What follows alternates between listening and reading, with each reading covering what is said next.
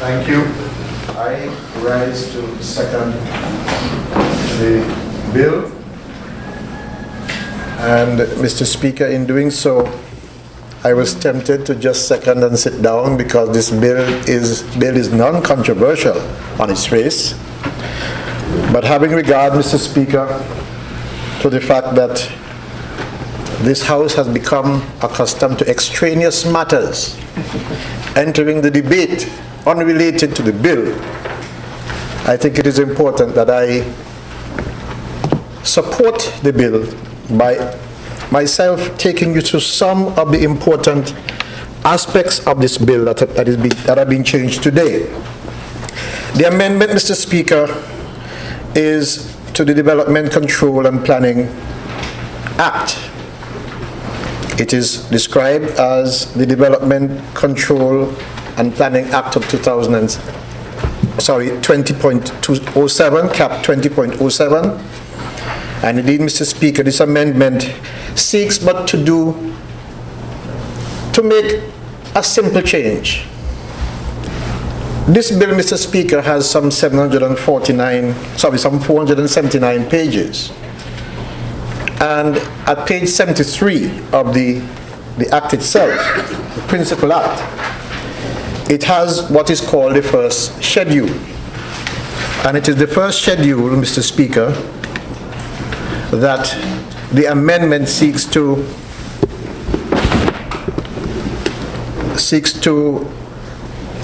affect. Technology, Mr. Speaker. So, Mr. Speaker, the first schedule has mainly to do with the composition of the board. And the Prime Minister, in fact, the Minister with responsibility for this, has gone through in great detail to point out the changes and why these changes are necessary. The Act, Mr. Speaker, in the first schedule, says that the board, the original board, consisted of 13 members. And this amendment seeks to restore 13 members, but in a different form, outlined by the minister before me.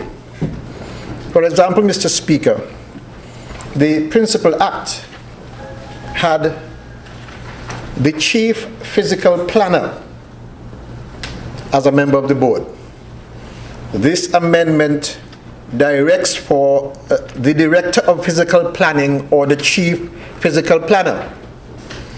And that is obvious, Mr. Speaker, because you can have persons with different nomenclatures, different positions in the government, leading that department in the government. And so the Director or the Chief Physical Planner are now enshrined in this amendment to replace which was only the Chief Physical Planner.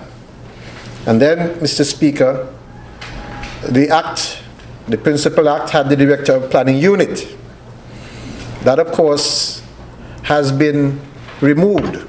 It also had the Chief Environmental Health Officer. And this amendment seeks, Mr. Speaker, to have the Chief Environmental Health Officer or his representative. I think explained before me by the Minister why the importance of having an alternative in the event that other substantive persons in those positions are unavailable or at least not appointed to those positions. So the Chief Environmental Health Officer or his representative is included. And then, Mr. Speaker, it had at number 4, the Chief Technical Officer of the Department of Lands and Housing. That, of course, Mr. Speaker, is now replaced with the Chief Technical Officer / Director of Lands and Surveys. You would recall, Mr. Speaker, that Lands and Surveys form a department now under the ministry, and that Housing, of course, is engaged in another ministry. There is no longer a Director of Lands and Housing. In fact, it has not been so for a long time. the lands and surveys. So that is to correct that mischief, Mr. Speaker. Then, of course, the previous act had the Director of Public Works Department. Now we have, Mr. Speaker, the Director of Public Works Department or his representative. The previous act, Mr. Speaker, had the Director of Environment. Now we have, Mr. Speaker, the Director of Environment or senior officer responsible for the environment. Because, Mr. Speaker, from time to time, you will have persons who may be responsible but not necessarily appointed to the position. And so it is flexible to allow for the persons with responsibility for the environment to form part of the board. The previous act, Mr. Speaker, had the chief water engineer, and in similar vein, it says the manager of the water department or the water engineer or a water engineer. Again, the flexibility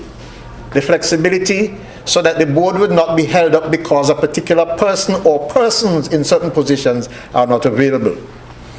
Mr. Speaker, it goes on to say, the previous act, the chief engineer / manager of electricity. And I think the honorable mover of the bill was clear in pointing out that today's manager of SCELEC is an accountant. And if you look at what was the chief engineer manager of electricity, that certainly will not be a description that fits the person who is now the manager of the electricity department. And so what we have now is the general manager, St. Kitts Electricity Corporation, or his representative. And let me say, Mr. Speaker, his is not necessarily seen in masculine gender here. His is really his or her. And so the representative of that organization, general manager or representative, providing the flexibility for the board. But then, Mr. Speaker, it had the Commissioner of Police. And so, the flexibility again to have the Commissioner of Police or his or her representative. And in addition, we have added, Mr. Speaker, the Chief Fire Officer or his representative. But then, Mr. Speaker, there were 3 other members on the board. Under the previous act, it had Commerce and Industry, Economic and Financial Matters, any other area of public interest that the minister considers relevant to physical planning. And what we have sought to do under Section B of this amendment, we have added 4 areas. We have repeated Commerce and Industry, as the minister outlined earlier. Economic and Financial Matters, so someone representing economic and financial matters who is not from a titular position in government. And it is important, Mr. Speaker, and I think the minister outlined that there are decisions being made by the board that may require the input of someone with legal training. And that is why, Mr. Speaker, for the first time, there will be someone as a member of the board who is a trained lawyer. So someone with legal training will fit in as a member of the board for the first time. That this amendment now allows for that to take place. It was not so before. This, of course, while it may have, hopefully it will speed up decisions of the board where they may have to retire and seek legal advice elsewhere. You will have at least a lawyer, someone with legal training on the board. And Mr. Speaker, the previous act did have any other area of public interest that the minister considers relevant to physical planning, and of course that is repeated. Mr. Speaker, what we have done really is to create some flexibility. The board cannot be constrained by the absence of members because of one reason or the other. And so the flexibility is there to allow for the board to continue to meet and execute its responsibility. Especially given the fact that this country, in the last 3 or 4 years, have been getting a number of applications coming before the board so that this country can continue to grow as it is growing. Therefore, Mr. Speaker, I have no difficulty whatsoever in giving my full support to the amendment to Schedule 1, because that's all that's been amended, that particular schedule, to make sure that the board in its construct can deliver to the nation on a timely basis rather than be constrained by its composition. And so, Mr. Speaker, I think the honourable member did point out that at the time, the previous act did have a position for someone from SSMC. But as you know, Mr. Speaker, SSMC is no more. And if I am to add, Mr. Speaker, while I might have been encouraged to say, well, give me someone from agriculture, certainly SSMC was not about all agriculture. So therefore, I do agree that the commerce and industry, economic and financial matters, legal matters, and any other area of public interest covers the ground which SSMC would have covered. Mr. Speaker, with those few words, I give my full support to this amendment, and may it have safe passage. Stay up to date with news, programs, and activities of the government with SKNIS. Like us on Facebook. Listen to us on SoundCloud.